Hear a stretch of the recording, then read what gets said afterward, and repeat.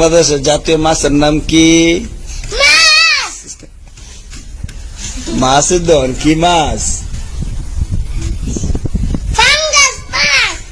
পাঙ্গাস না। বাংলা জাতীয় মাছের নাম ইলিশ। কি মাছ কইবা?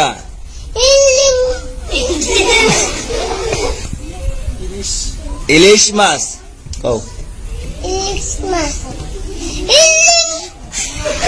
নাম কি কইলো? ইলিং না কইবা ইলিশ মাছ। জোরে কও। জোরে। ইলিশ মাছ কও। এই তাই পড়ছে।